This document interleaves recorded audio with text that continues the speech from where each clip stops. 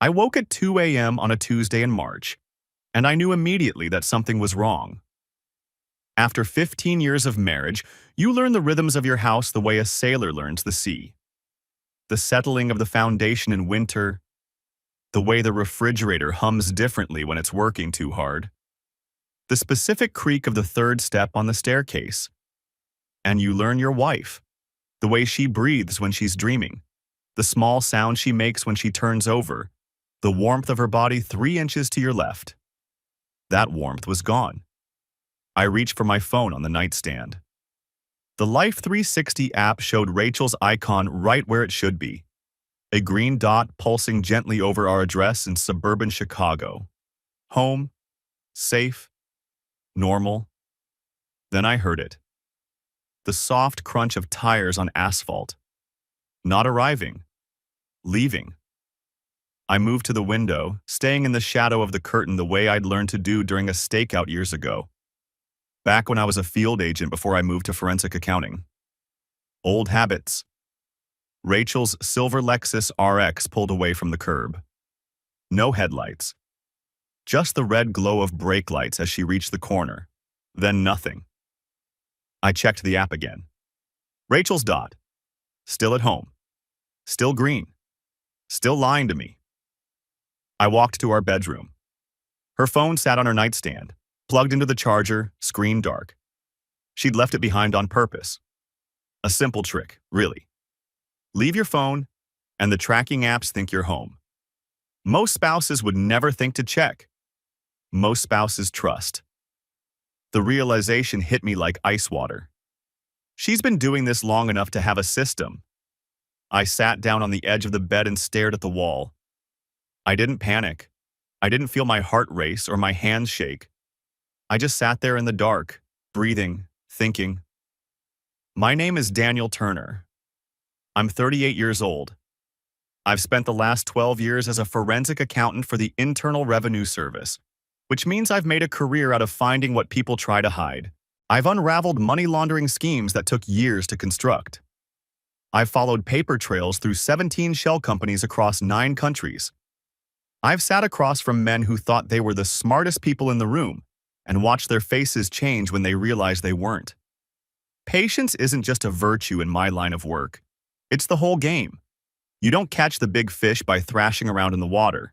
You wait, you watch, you document, and when you finally make your move, you do it with overwhelming force, leaving no room for escape. So I sat in the dark, and I waited. She came back at 4:07 a.m. I heard the garage door first. She must have disabled the chime on the opener because it didn't beep like it usually did. Then the soft pat of her feet on the kitchen tile. She'd taken her shoes off at the door. Smart. The hardwood in the hallway would have given her away otherwise. She avoided the third step on the staircase. She'd practiced this route, probably dozens of times while I slept upstairs like an oblivious fool. The bedroom door opened slowly, inch by inch, with the care of someone who'd learned exactly how fast she could move without making it creak. I kept my breathing even, my eyes closed. Through my lashes, I watched her silhouette move to the nightstand. She unplugged her phone, checked it for messages, plugged it back in. Then she slid into bed beside me with the practiced ease of someone who'd done this 100 times. She exhaled. A long, slow breath of relief. Safe, that breath said. He doesn't know. Did you have a good walk? I asked. She froze. I felt it, the sudden tension in the mattress, the held breath. 1 second, 2, 3, 4. Then she recovered, and I had to admit it was impressive. God, Daniel. Her hand went to her chest. You scared me. I didn't know you were awake. Couldn't sleep. Me neither. She shifted closer to me, and I could smell it now. A different soap than the one in our bathroom, something woodsy and masculine. I just went for a drive. Needed some air, you know? Do you ever feel like the walls are closing in? Like you can't breathe? I let the silence stretch. 1 breath. 2. No, I said. I don't feel that way. Well, she laughed, but it was brittle. Lucky you. I've just been so stressed lately. The Miller project at work is a disaster, and I think I'm coming down with something, and okay. She stopped mid-sentence. Okay? Okay, I hope you feel better. Then I turned over, my back to her. She waited for more. A question, maybe. An accusation. Something to push against, to defend herself from, to spin into another elaborate lie. I gave her nothing. I wasn't interested in her excuses. I was interested in evidence. And evidence takes time to gather. For the next 3 days, I watched. I didn't change my behavior. I didn't ask questions. I kissed her goodbye in the morning, the same brief peck on the lips we'd exchanged for years, and asked about her day when I came home at night. I helped Lucas with his math homework and drove Emma to volleyball practice. I grilled steaks on Saturday and made pancakes on Sunday morning, just like I always did. And I documented everything. March 12th, left at 1:47 a.m., returned 4:23 a.m. Duration, 2 hours 36 minutes. March 14th, left at 2:15 a.m., returned 4:08 a.m. Duration, 1 hour 53 minutes. March 15th, did not leave. The pattern emerged quickly, 2 to 3 nights per week. Always between 1 and 4 a.m., when the streets were empty and the neighbors were asleep. Always with her phone left behind like an alibi.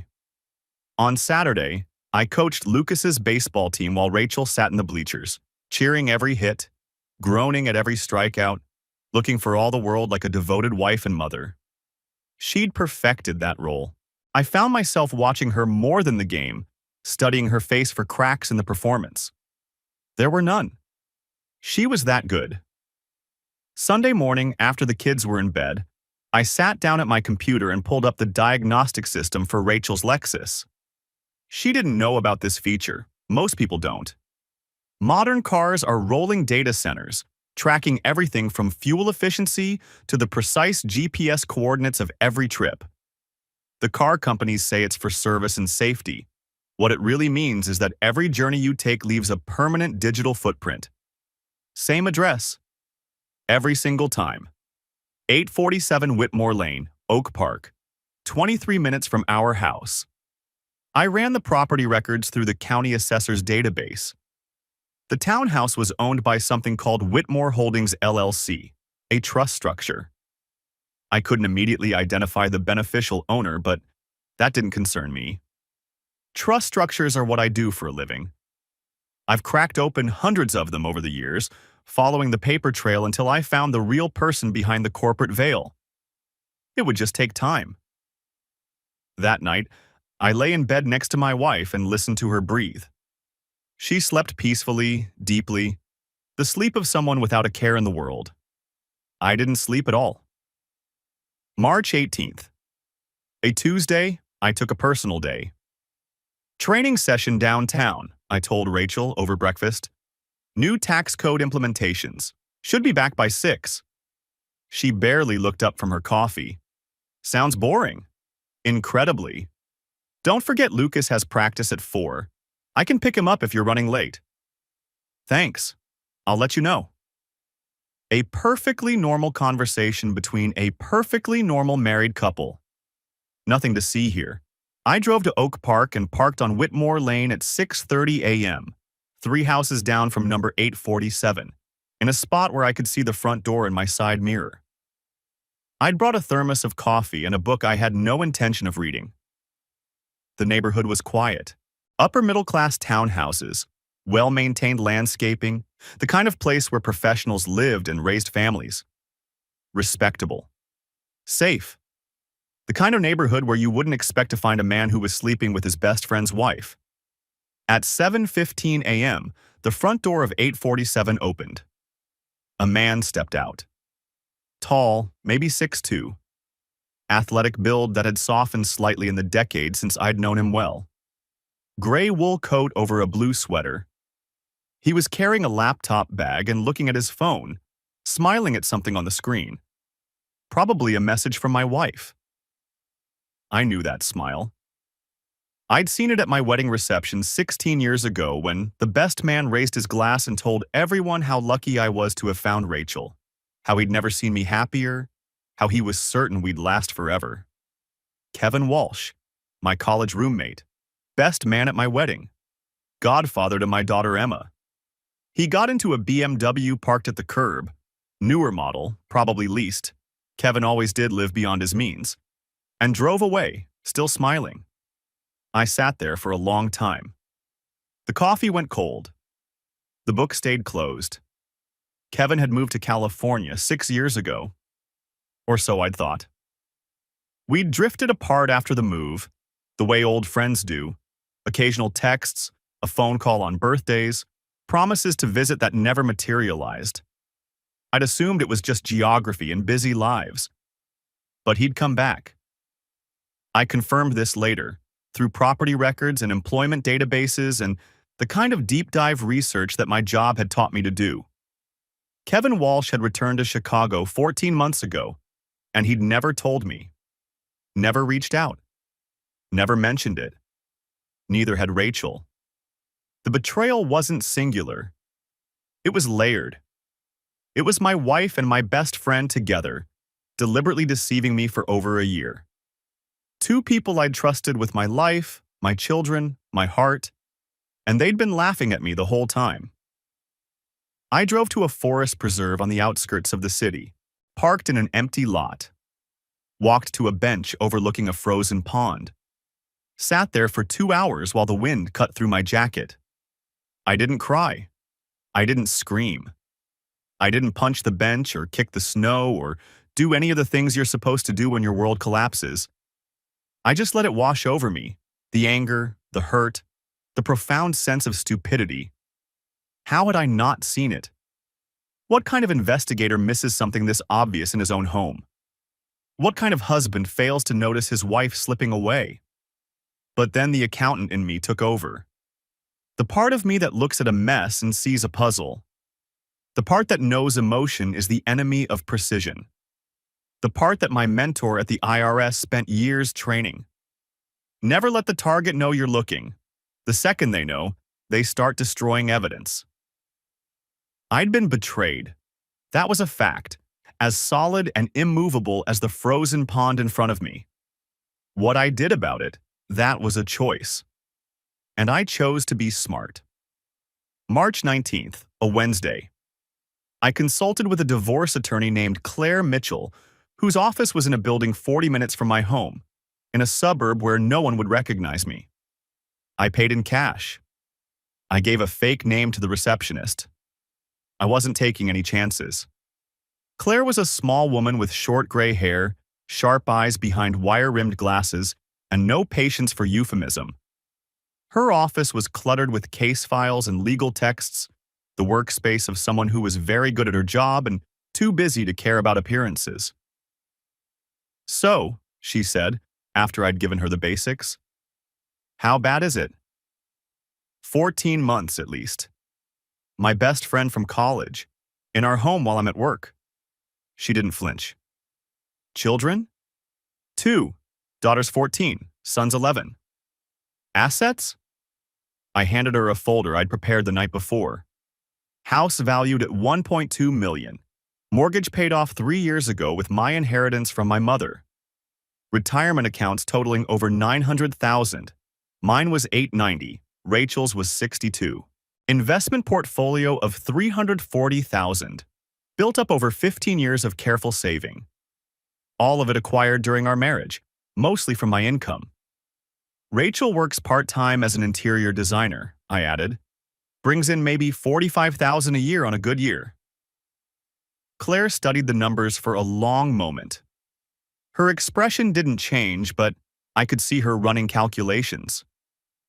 Without a prenup, she said finally, she could walk away with 40% of everything, maybe more, depending on the judge. Illinois is a no-fault state, so the affair itself won't matter much in terms of asset division, unless she's been using marital funds to finance the relationship. She has. I've documented about $47,000 in expenses so far. Gifts, hotel rooms, trips. Claire's eyebrows rose slightly. That helps. What about the prenup? There is one.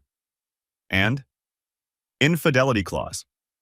If either party cheats, they forfeit their claim to marital assets acquired during the marriage.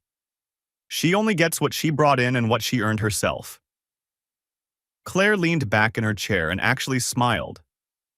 That's unusually robust. Most attorneys won't include language that punitive. Too many ways for it to be challenged. My mother insisted on it. She was a family law attorney herself, 30 years in practice. She drafted the agreement personally. Your mother didn't trust your wife? No, she didn't. Smart woman. She was. Claire tapped her pen against the desk. Okay, Mr. Turner. Here's what I need from you. Documentation. Everything you can get.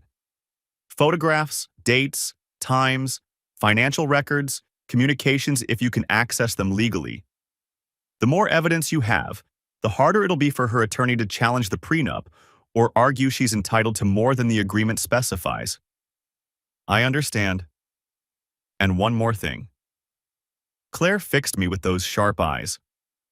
Don't confront her. Don't let her know you suspect anything. The second she knows, she starts preparing. She hires her own lawyer. She moves money. She constructs a narrative. Right now, you have the advantage of surprise. Don't waste it. I nodded. It was exactly what I'd already decided. I'll be in touch, I said. What I had was the beginning of a paper trail, and paper trails were my specialty.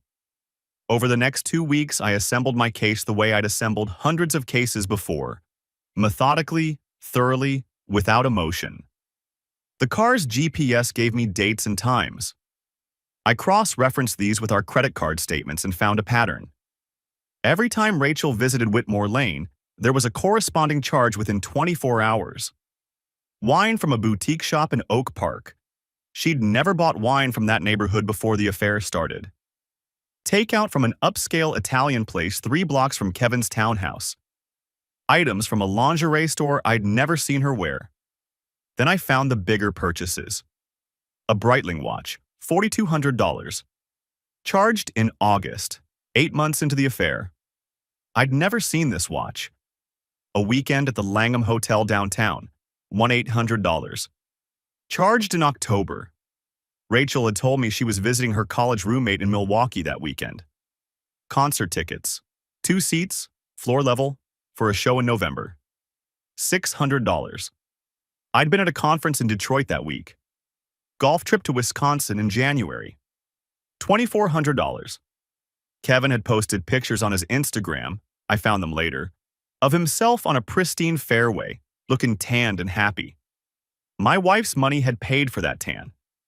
The total over 14 months, $47,340. All of it charged to our joint credit card, which I paid off each month without examining the individual transactions because I trusted my wife. I documented every line item. Dates, amounts, descriptions, merchant codes. I built a spreadsheet that would make a prosecutor weep with joy. But I wasn't done. Rachel's phone backed up to our family computer every night. She'd set this up herself, years ago, paranoid about losing her photos and contacts. Apparently, she'd forgotten about it, or assumed I'd never think to look. The backups were encrypted, but I had the password. She'd used our anniversary. June 22nd, 2008. The day she'd promised to love and cherish me forever. The texts between her and Kevin were extensive. Hundreds of messages over 14 months. Some were romantic. I can't stop thinking about last night.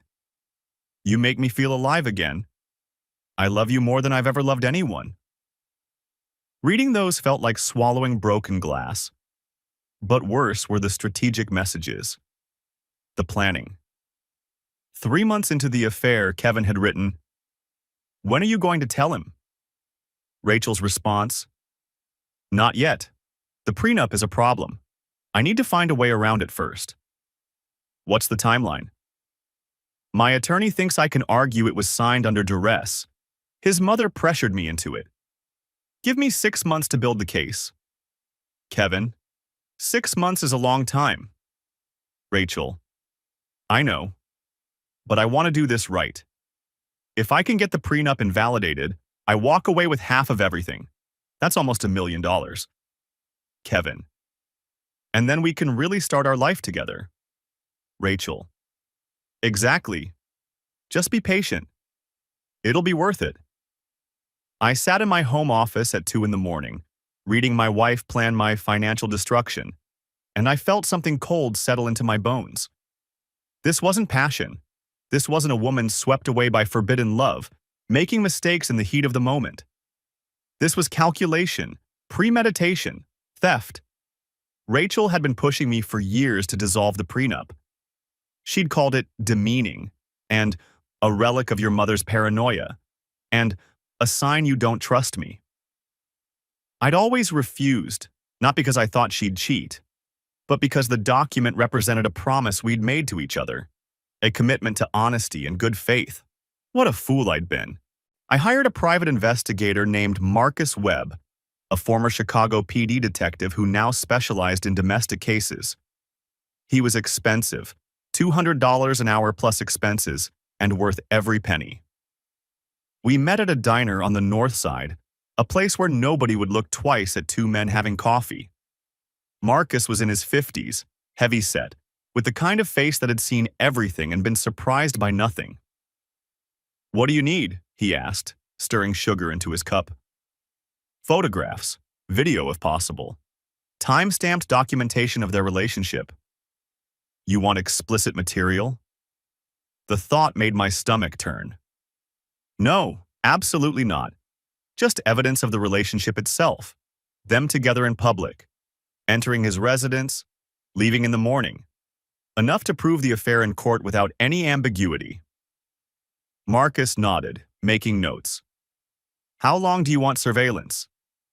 "As long as it takes to be comprehensive. I want enough evidence that no attorney can argue coincidence or misinterpretation. That could run into money." "I'm aware." Marcus studied me for a moment. "Most husbands in your situation, they want blood.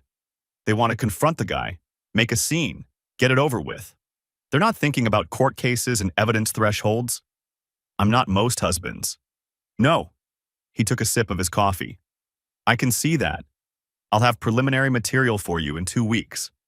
Late March, a Sunday afternoon." I met Rachel's younger sister Megan for lunch at a cafe downtown. It was my suggestion. I told her I wanted advice on what to get Rachel for her birthday next month, and Megan had always been the better gift giver of the two sisters. But that wasn't why I was there. I'd noticed something at Easter dinner the week before. Someone had mentioned Kevin Walsh in passing, just his name. A comment about how it was a shame he'd moved so far away, how we should all get together if he ever visited Chicago again. Megan's face had changed. Just for a moment. A flicker of something. Guilt, maybe? Or fear. The same look I'd seen on witnesses who knew more than they were saying. So I pressed gently. "Listen," I said, after we'd ordered and made small talk about her kids and Brian's job. "I've been worried about Rachel lately. She seems distant, distracted, like she's somewhere else even when she's in the room. Have you noticed anything?" Megan's eyes went to the table. Her fingers tightened around her coffee cup. "She seems fine to me," she said. "Busy with work. You know how she gets." "Yeah." I let the silence stretch. "It's just, I feel like we're not connecting the way we used to. I don't know if it's the kids getting older or work stress or what. But something's off." Megan was staring at her napkin like it held the secrets of the universe. "Daniel, She stopped. Took a breath. "I'm sure it's nothing. Every marriage goes through phases, right? Maybe you two should take a vacation. Get away for a weekend." "Maybe you're right. I should go." She signaled for the check so abruptly that the waiter looked startled. "The kids have soccer. Brian's supposed to take them, but you know how he is with schedules." She practically fled the cafe, leaving a half-finished salad and a cloud of guilt behind her. That night, at 11:47 p.m., my phone buzzed with a text from Megan. "Can we talk? In person. Don't tell Rachel. We met 2 days later at a park near her house. The benches were damp from morning rain, but neither of us cared. Megan looked like she hadn't slept in days. Dark circles under her eyes, her hair pulled back in a hasty ponytail, her hands trembling slightly as she sat down beside me. "I should have told you months ago," she said, before I could even ask. "I've been sick about it. Literally sick. I've lost 10 pounds since Christmas just from the stress of keeping the secret." "Told me what, Megan?" She took a shaky breath. "I found a phone in Rachel's purse, back in September. One of those prepaid ones from CVS. She'd left her bag at Mom's house after a family dinner, and I was looking for her car keys so I could move her car, and I found it. A burner phone. I didn't know what it was at first, but then I looked at the texts and..." Megan's voice cracked. I confronted her about it. I told her I knew. She broke down, cried, begged me not to tell you. She said it was a mistake, that she was going to end it, that it would destroy the kids if it came out. And you believed her. I wanted to believe her. She's my sister. We've always protected each other ever since we were kids. And she seemed so genuine, so sorry. But she didn't end it. Megan shook her head. She talks about Kevin like he's her soulmate, like you're just an obstacle to her happiness. Like the life she built with you, the house, the kids, 15 years of marriage, like none of it means anything compared to what she has with him. I watched Megan's kids on the jungle gym across the playground. Lucas would be home from school in an hour. Emma had a test tomorrow she should be studying for. "Thank you for telling me," I said. "What are you going to do?" "I don't know yet." Megan turned to face me, her expression fierce. "Whatever you do, protect yourself. And protect those kids. Rachel's not thinking about them. She's not thinking about anyone but herself. She's been so selfish about this whole thing, it makes me sick." "I need you to do something for me," I said. "Don't tell Rachel that I know. Not yet." "Daniel, I'm not asking you to lie. If she asks you directly, you can tell her the truth. I'm just asking you not to volunteer it. Not to warn her." Megan was quiet for a long moment, watching her kids play. Then she nodded slowly. "Okay, I can do that. But I won't lie to her if she asks." "I understand. Thank you." She hesitated, then put her hand on my arm. "You're a good man, Daniel. You didn't deserve this. None of you did." I didn't say anything. Deserving had nothing to do with it. By mid-April, my case was complete. Marcus had delivered a thick folder of photographs. Rachel and Kevin kissing goodbye in his doorway, 7:23 a.m. on a Tuesday. Holding hands as they walked through Oak Park's downtown shopping district. Entering the townhouse together at 11 p.m., his arm around her waist, her head tilted up toward his face. Nothing explicit, but unmistakably intimate. My financial audit documented everything. The gifts, the hotels, the $47,000 she'd spent on a man who wasn't her husband. The text messages painted a picture of deliberate deception. Rachel strategizing about the prenup, Kevin pushing for faster action, both of them discussing how to maximize their take from my assets. Megan had provided a written notarized statement describing what she knew and when she learned it. But I wanted more. I wanted to understand what I was really dealing with. So I dug into Kevin Walsh. What I found changed everything. Kevin wasn't just my wife's lover. He was a predator. His return to Chicago hadn't been about reconnecting with old friends or pursuing new career opportunities. He'd come back because he was running from something in California, specifically a failed startup that had left him $180,000 in debt, compounded by gambling losses he'd hidden from his investors and creditors. He needed money, desperately, and he'd found a way to get it. I tracked down one of his previous targets, a woman named Laura Elliott, divorced 3 years ago. She'd been married to a commercial real estate developer, A man who worked 80-hour weeks and traveled constantly, leaving her lonely and vulnerable. Kevin had appeared at just the right moment. Charming, attentive, full of promises. He made me feel like I was the center of the universe, Laura told me over the phone. Her voice was flat, drained of emotion, the voice of someone who'd told this story too many times. He said he'd never met anyone like me, that we were meant to be together, that once I was free, we'd start a new life, build something real. What happened? My husband found out about the affair. We divorced. I didn't have a prenup. Stupid, I know. So I got half of everything. About $2 million. And Kevin? Laura laughed, but there was no humor in it. He stuck around for about 6 months after the divorce was finalized. Long enough for me to buy him a car, pay off some of his debts, cover the rent on a nice apartment. Then he got distant, started picking fights over nothing. Eventually, he just disappeared.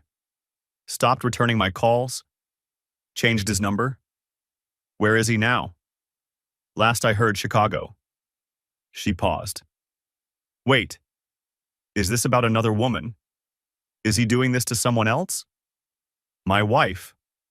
Oh God, her voice softened. I'm so sorry. I should have warned someone. I was too ashamed. I'd been such a fool, thrown away my marriage for a con artist. I didn't want anyone to know. It's not your fault. No, she agreed. But it's not yours either. Remember that. I started following Kevin. Not obsessively, I still had a job, a family, a life to maintain, but occasionally, a few hours here and there, on days when I could justify taking time off. Watching. On April 15th, I watched him meet a woman at an upscale restaurant in River North. Young, early 30s. Blonde, expensive clothes, expensive jewelry, the look of someone who'd never had to worry about money. They sat close together in a corner booth, and his hand was on her thigh before the appetizers arrived. Not Rachel. I did my research. The woman was Stephanie Briggs, 31, recently separated from a hedge fund manager. She was worth millions in her own right. Family money, plus whatever she was getting from the divorce settlement. Kevin wasn't just running one scheme. He was running two in parallel. Rachel was his primary target, but Stephanie was his backup plan. Or maybe they were both backup plans, hedging his bets in case one fell through. My wife didn't know she was being played. She thought Kevin was her escape, her second chance, her soulmate. She had no idea she was just one of several marks in a con man's portfolio. Part of me, a small petty part, wanted to tell her.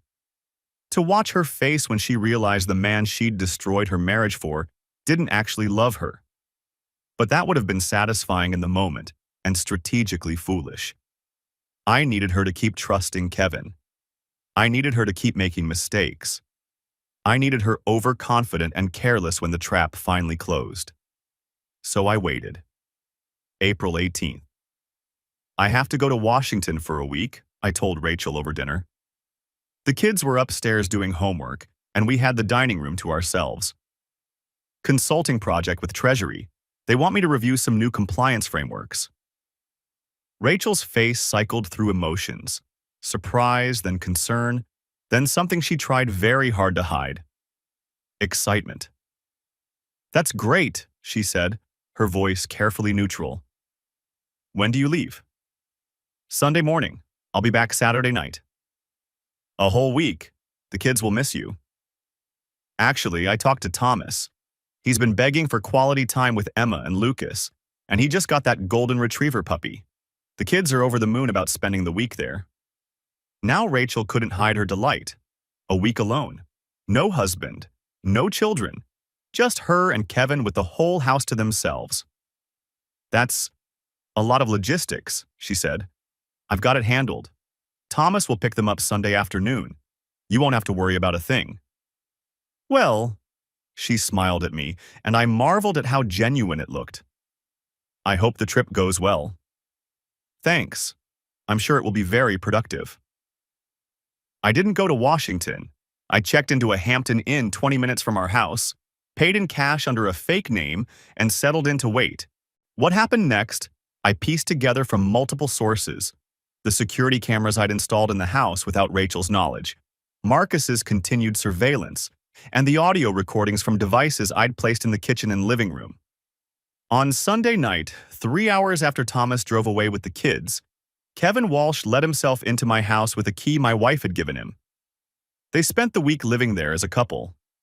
I watched them cook dinner together in my kitchen, laughing and drinking wine from my cellar.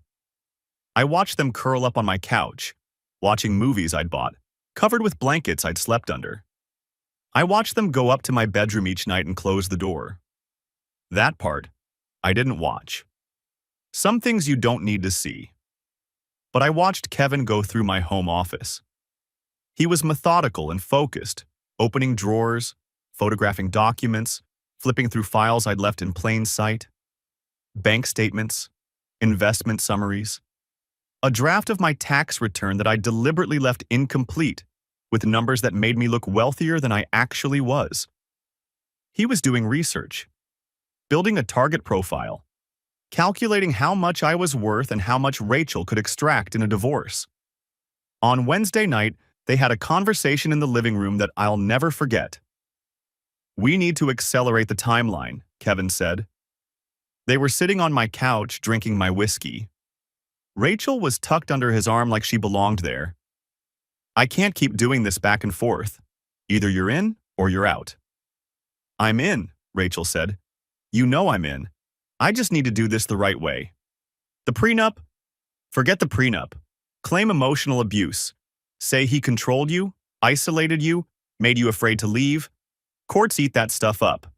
He's never hit me. You don't have to be hit to be abused."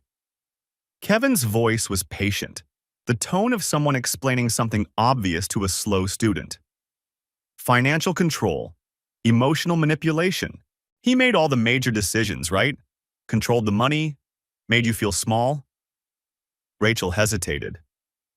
"I mean, not really. Daniel's always been pretty fair about—" "Rachel," Kevin cupped her face in his hands. "Work with me here. The story doesn't have to be true. It just has to be believable.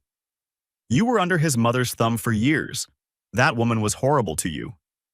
You can say Daniel never stood up for you, that you were scared to contradict him because of how his mother treated you." I watched my wife consider this. Watched her think about accusing me. Me, who had never raised a hand or voice to her, who had supported her career and her choices and her dreams for 15 years, of abuse. For money. "Okay," she said finally. "If it comes to that. But what about the kids?" Kevin's face changed.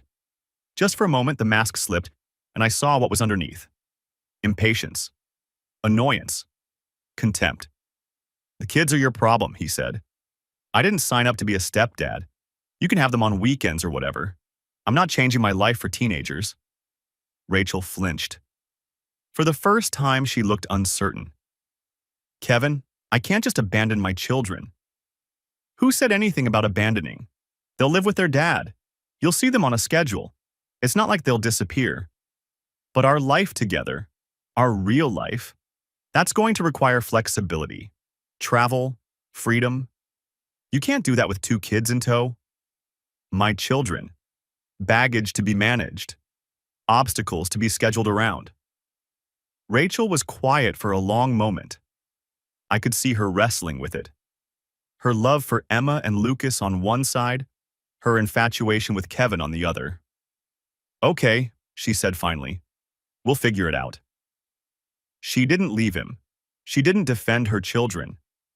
She just nodded, and when Kevin kissed her, she kissed him back. I sat in my hotel room and watched this happen on my laptop screen, and I felt something die inside me. Not love. That had been dying for weeks, strangled by betrayal and lies. Something else. Hope, maybe. The last remnant of doubt. The tiny voice that had been whispering, "Maybe you're wrong. Maybe there's an explanation. Maybe she still loves you somewhere underneath all this." That voice went silent. I came home on Saturday night. Rachel greeted me at the door with a hug and a kiss on the cheek, and she'd cleaned the house so thoroughly you could have performed surgery on any surface. "Welcome back," she said. "How was the trip?" "Productive. How was your week?" "Quiet. Got a lot of work done. Caught up on some reading." "Good. That's good." We had dinner together, just the two of us. The kids would be home tomorrow. And Rachel talked about her week like nothing had happened. The client who was driving her crazy, the book she was reading, the new restaurant that had opened in town. I nodded and smiled and ate my food and said all the right things. That night, in bed, she reached for me, her hand on my chest sliding lower. "I missed you," she murmured. "Not tonight." I caught her hand. "I'm exhausted. Long week." She didn't push. "Of course, get some sleep." I lay there in the dark, in the bed where she'd spent the week with Kevin Walsh, and I counted the days until I could end this. May 3rd, a Saturday.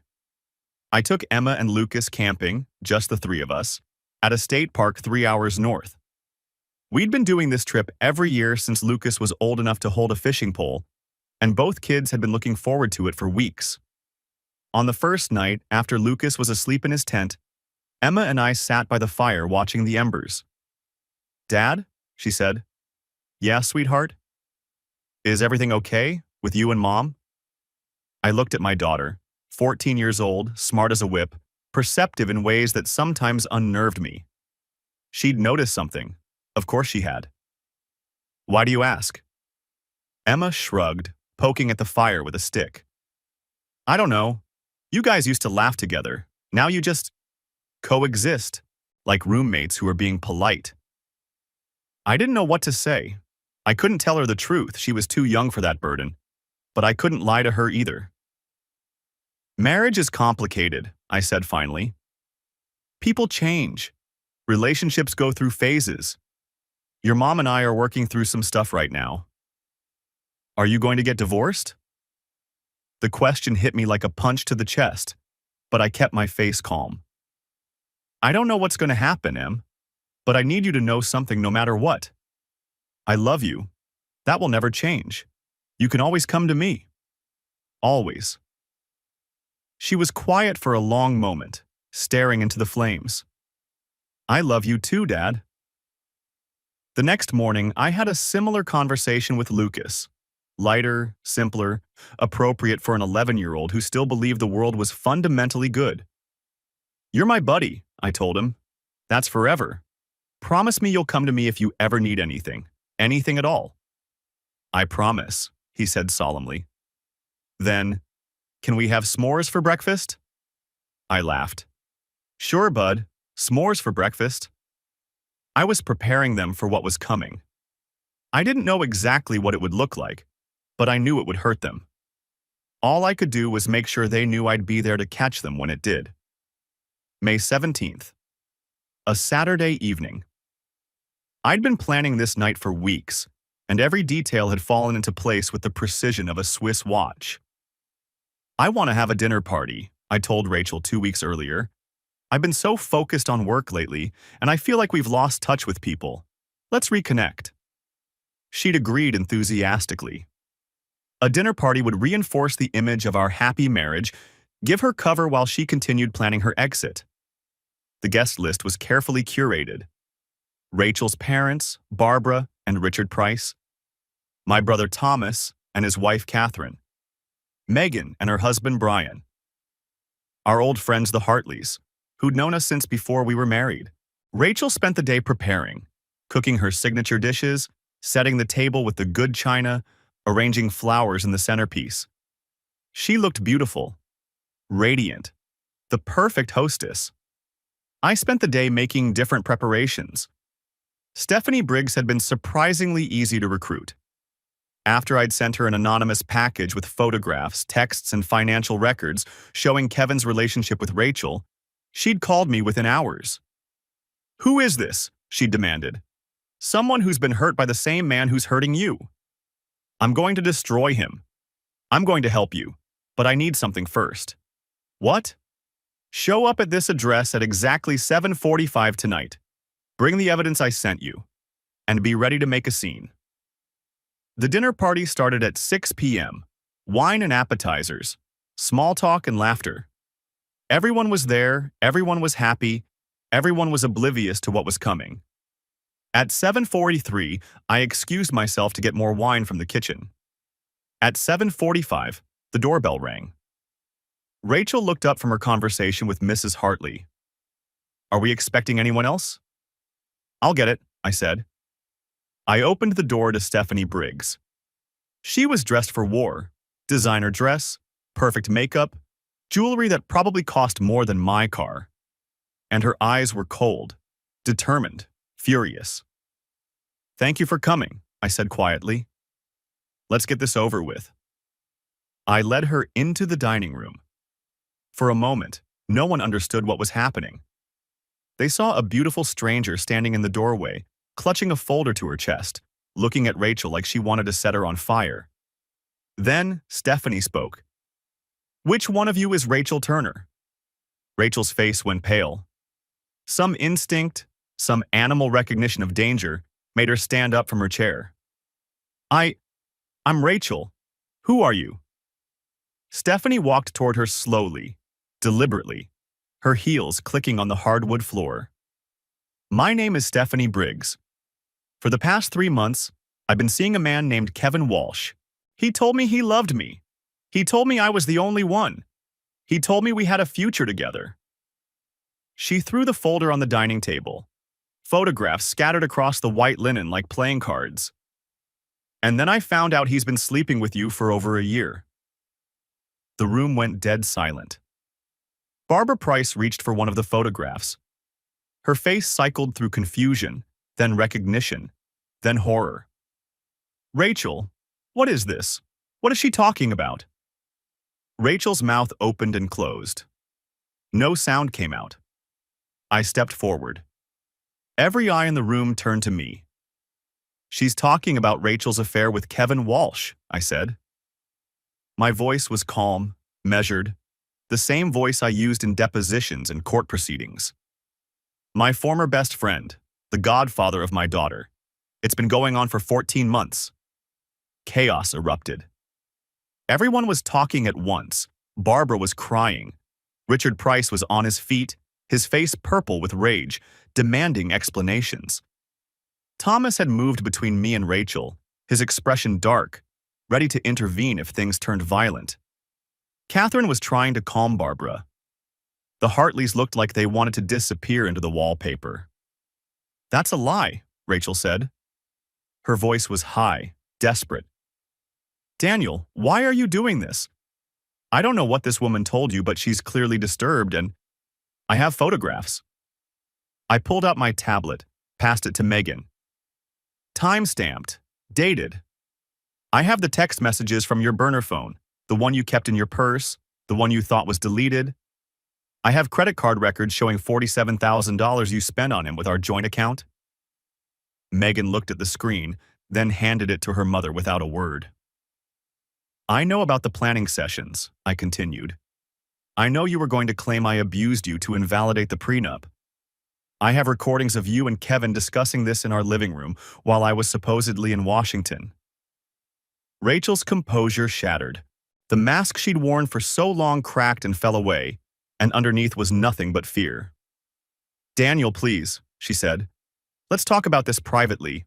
Let's not do this in front of everyone. You did this in front of everyone. You brought Kevin Walsh into our home. You planned to destroy me while I slept upstairs. You were willing to accuse me of crimes I never committed, to turn our children against me, to take everything I'd worked for my entire life, and give it to a con man who's been playing you from day one. Stephanie stepped forward.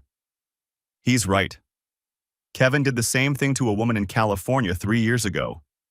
Laura Elliott. He bled her dry and disappeared. The man is a professional predator, and you were just his latest victim. Rachel shook her head. No, you're lying. Kevin loves me. He loves your money, I said. He's $180,000 in debt from a failed startup and gambling losses. You were his exit strategy. You and Stephanie both. He's been running you in parallel in case one of you didn't pan out. Rachel turned to Stephanie, her face desperate. That's not true. We have something real. He told me the same things he told you, Stephanie said, her voice flat. Word for word. I have the texts to prove it. The fight went out of Rachel. I watched it happen. The moment she realized she'd thrown away everything for a man who'd been using her from the start. Barbara Price rose from her chair and walked toward her daughter. I expected comfort, understanding, maternal protection. Instead, she slapped Rachel across the face. How could you? Barbara's voice was raw, broken. We raised you better than this. Daniel is the best thing that ever happened to you, and you threw it away. Threw it all away. For what? For a man who was just going to steal from you and leave? Mom, I don't want to hear it. Barbara turned away, tears streaming down her face. I don't even know who you are. Richard Price hadn't said a word. He just stood there, looking at his daughter like she was a stranger, then walked out of the room without a backward glance. Thomas helped Rachel pack a bag. She was hysterical by then, crying, begging, trying to explain. But no one was listening. The house had emptied out except for family, and the family wanted nothing to do with her. Please, she said to me, as Thomas led her toward the door. Think about the children. Think about everything we built. 15 years, Daniel? Doesn't that mean anything? It meant everything to me, I said. It should have meant something to you. They were the last words I ever spoke to her as my wife. What happened to Kevin Walsh, you ask? While the dinner party was unfolding, certain documents were being delivered. To Kevin's employer, screenshots of him planning to commit fraud, photographing my financial documents, discussing how to help Rachel file false abuse claims. Fired Monday morning. To Kevin's landlord, evidence of his debts, his previous schemes, his likelihood of defaulting on rent. Evicted by month's end. To the IRS, an anonymous tip about unreported income from his California days, the cars, the gifts, the suspiciously timed deposits that Laura Elliott's money had funded. Investigation ongoing. Kevin Walsh's life didn't just collapse, it detonated. Last I heard, he'd fled Illinois entirely, running from creditors and federal agents and at least 2 women who wanted to see him burn. I hope he's miserable. I hope he stays that way forever. The week after the dinner party was the hardest. The kids came back from Thomas's house on Sunday evening, and I had to explain why their mother wasn't home. I'd prepared for this conversation, rehearsed it in my head 100 times, but nothing prepares you for the look on your daughter's face when she realizes her world is falling apart.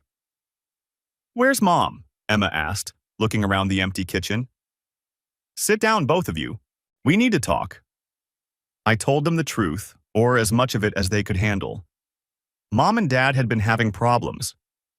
We'd decided to separate. Mom was staying somewhere else for a while. Is this because of the fight? Emma asked. At the dinner party? Aunt Megan called to check on us and said something happened. Smart kid. Too smart for her own good sometimes. There were some things that came out at the dinner, I said carefully. Things that made it clear your mom and I couldn't stay married. I'm not going to go into details because that's between adults. But I want you both to know that none of it, is your fault. Your mom loves you. I love you. That hasn't changed. Lucas started crying. Quietly, the way he does when he's trying to be brave. I pulled him into my arms and held him while Emma sat there, processing, her face a mask. Can we see her? Lucas asked. Of course you can. As often as you want. We're going to work out a schedule. I don't want to see her. Emma's voice was cold. I don't want to talk to her. Emma, I heard what that woman said, Dad. At the dinner. I was on the stairs.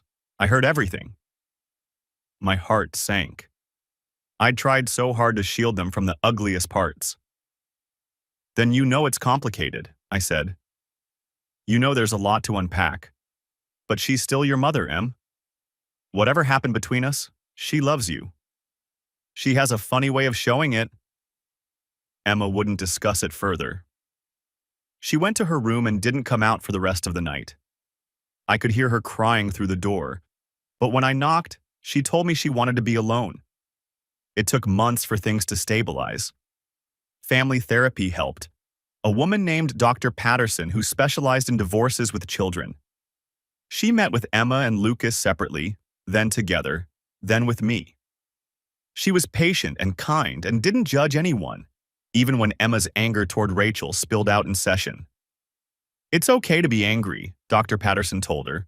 Your feelings are valid, but anger that doesn't go anywhere eventually turns into poison.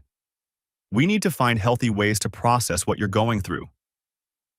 Emma nodded, but I could see she wasn't ready to let go of the anger yet.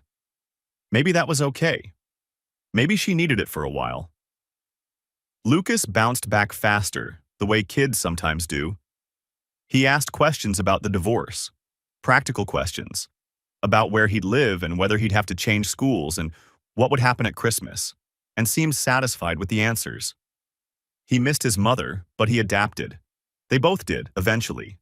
Kids are resilient, more resilient than adults sometimes. The divorce took 3 months. Rachel's attorney tried everything, challenging the prenup, contesting the evidence, claiming the recordings were illegally obtained. Nothing stuck. In the end, she accepted the settlement because she had no choice. She got what she brought into the marriage, her personal belongings, her minimal retirement account, half of her own earnings. She got none of the house, none of my retirement, none of the investments. She got standard visitation with the children, but Emma and Lucas both requested to live with me, and the court granted primary custody without a fight. Rachel moved into a small apartment. Works full-time now. Her relationship with her family is damaged, but slowly healing. I don't feel sorry for her. Maybe that makes me cold. Maybe I should have tried to save the marriage, or given her a chance to explain, or prioritized forgiveness over revenge. But I'm not built that way. She made her choices. I made mine. And when the dust settled, I was still standing. A year later. Saturday afternoon. I'm in my new backyard, grilling burgers. The old house is sold. Too many memories. And this place feels like a fresh start. Lucas is showing Emma something on his phone. They're laughing and arguing the way siblings do. Grace is setting the table. We've been together 6 months now. It might be serious. It might become something real. The doorbell rings. Thomas, with a six-pack and his usual terrible timing. I know, he says. I'm late. Traffic was murder. You're impossible. And yet you keep inviting me. He heads for the backyard, already calling out to the kids, and I watch him go. A year ago, I woke up at 2:47 a.m. and discovered my wife was a liar. I could have confronted her, could have screamed and thrown things and demanded answers, could have made it easy. Instead, I did what I do best. I gathered evidence, built a case, executed a plan. The burgers are done. Grace is laughing at something Thomas said. Emma and Lucas are fighting over the last soda. Life goes on. I found out later what happened to Rachel. Not because I went looking, I didn't, but because Megan kept me informed. She felt guilty about waiting so long to tell me the truth, and updates on her sister seemed like a way to make amends. Rachel tried to contact Kevin 3 times after the dinner party. He never responded. She drove to his townhouse a week later and found it empty. He'd already left, running from the consequences of his choices. She spent a month at her parents' house, but that arrangement fell apart quickly. Barbara couldn't look at her without crying, and Richard barely spoke to her at all. The daughter they'd raised, the life they'd been so proud of, all of it was gone, replaced by a stranger who'd thrown everything away for a con man. She got the apartment in June, started working full-time in August. By October, she was seeing a therapist, Not for the marriage, but for herself. Trying to understand how she'd ended up here, how the woman she thought she was had become someone capable of such betrayal. I don't know if she found answers. I don't know if there are any. What I do know is that I don't hate her anymore. The anger burned itself out somewhere along the way, replaced by something emptier. Indifference, maybe. Or just exhaustion. She was a part of my life for 15 years. The mother of my children, the woman I held on our wedding day and promised to love forever. And now she's just someone I used to know. A stranger at custody exchanges and school events. A name on documents. Maybe that's the saddest part. Not the betrayal. Not the scheming. Not even Kevin Walsh and his predator's smile. The saddest part is how small it all became in the end. But I don't dwell on it. Can't afford to. I have a job to do, kids to raise, a life to build. The past is the past. And the future? The future is waiting in my backyard, grilling burgers, wondering why I'm taking so long to bring out the mustard. I grab the mustard and head outside. About time, Thomas says. I was starting to think you got lost. In my own kitchen? It's a big kitchen. New house confusion. Totally understandable. You're an idiot. An idiot who brought beer. You're welcome. Grace catches my eye and smiles. Lucas is telling Emma about some video game drama, and Emma is pretending to be annoyed but secretly enjoying the attention. This is my life now. Different than the one I planned. Smaller in some ways, bigger in others. But it's mine. Every piece of it.